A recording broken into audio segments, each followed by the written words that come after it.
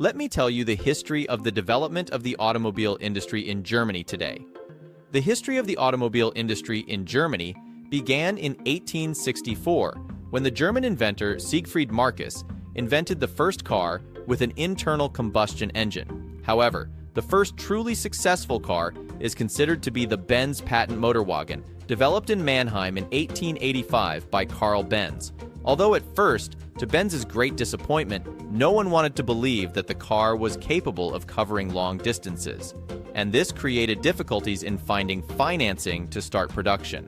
And in order to prove the real practicality of this development, Benz went to a rather original marketing move. In August 1888, his wife Bertha Benz decided to visit her mother and chose her husband's invention as a means of transport.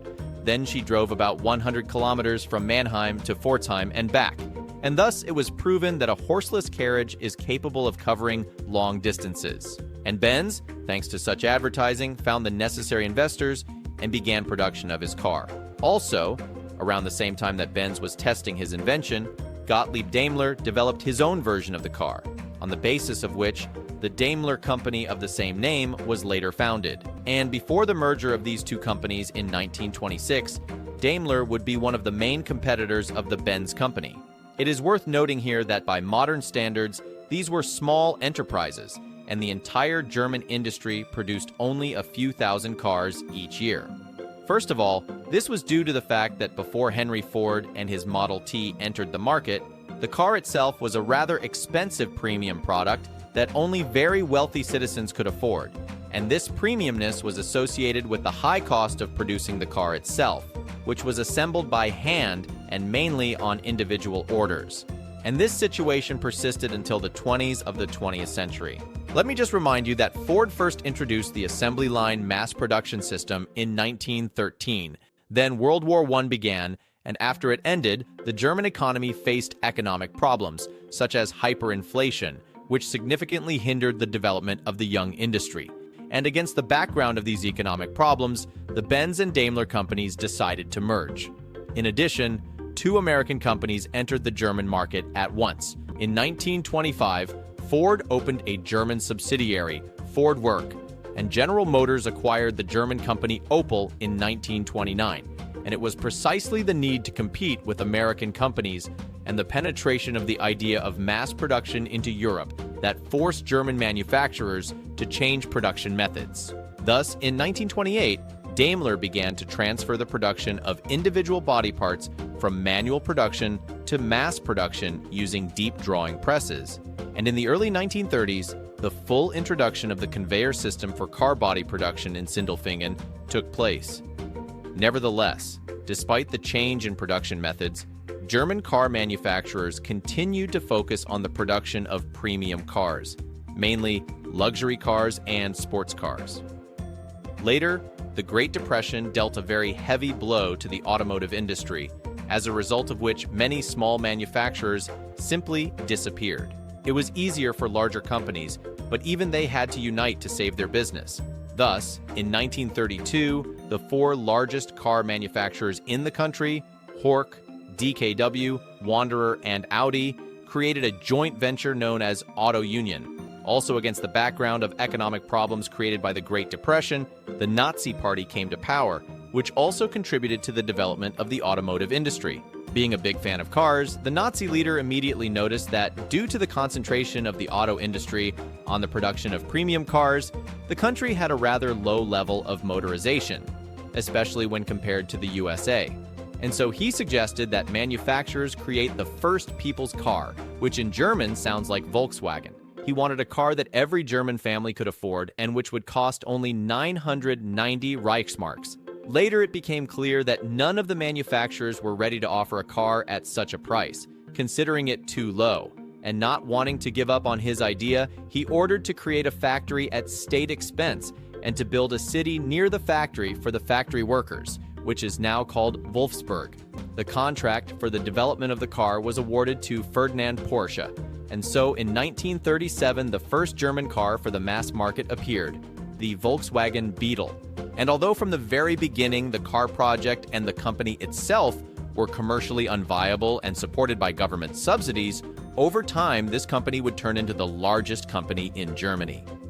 Then World War II began, and most automakers shifted their production to military needs. Volkswagen will start producing military vehicles, BMW, motorcycles, aircraft engines.